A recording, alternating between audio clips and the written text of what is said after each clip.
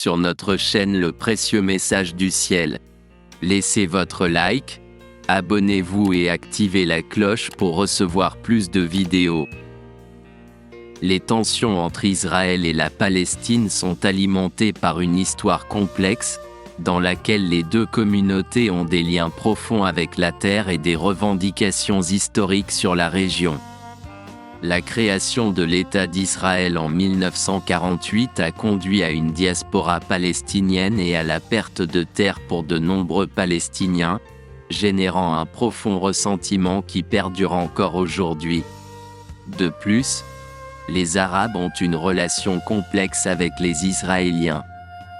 Il est important de noter que tous les Arabes ne partagent pas les mêmes sentiments à l'égard d'Israël et qu'il existe une diversité d'opinions au sein du monde arabe. La création de l'État d'Israël en 1948 a généré des déplacements et des réfugiés palestiniens. De nombreux Arabes voient la formation d'Israël comme une usurpation de terres qu'ils considéraient historiquement comme leur appartenant. Les guerres israélo-arabes, notamment celles de 1948, 1967 et 1973, ont accru les tensions. La perception de pertes territoriales et d'humiliation militaire a contribué à alimenter des sentiments négatifs. Jérusalem est une ville sainte pour les musulmans, les chrétiens et les juifs.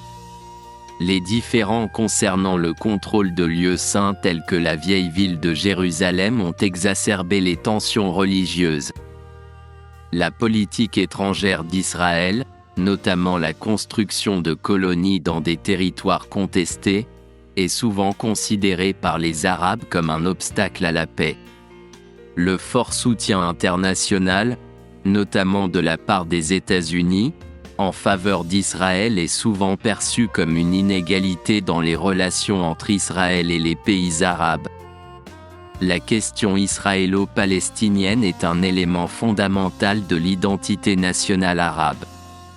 De nombreux Arabes voient le conflit comme une lutte pour l'autodétermination et la résistance contre ce qu'ils considèrent comme une occupation étrangère. La diffusion d'informations souvent biaisées, tant à l'intérieur qu'à l'extérieur de la région, contribue à la formation d'opinions négatives. Les aspects religieux jouent également un rôle crucial. Jérusalem est un point focal pour le judaïsme, le christianisme et l'islam, et est considéré comme sacré par les deux parties. Le conflit autour des lieux sacrés intensifie les tensions religieuses, contribuant ainsi au cycle de violence en cours.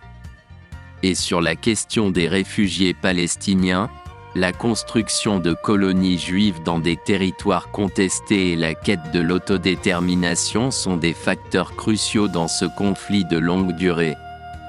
L'absence de consensus sur les frontières, le statut de Jérusalem et la gestion des ressources naturelles aggravent les hostilités, alors que les deux parties cherchent à affirmer leur identité nationale et religieuse.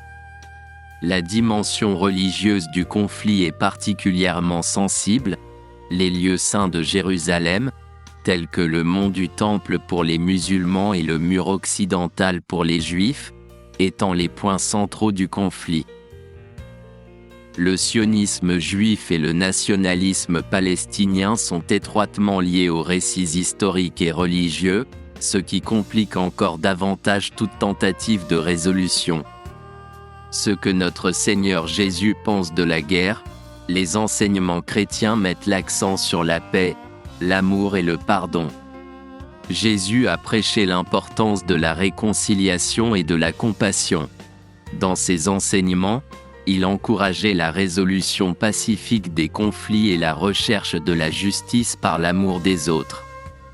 Par conséquent, au milieu du conflit entre Israël et la Palestine, beaucoup diraient que les principes de paix et de réconciliation de Jésus devraient être considérés comme une base pour rechercher des solutions pacifiques et durables.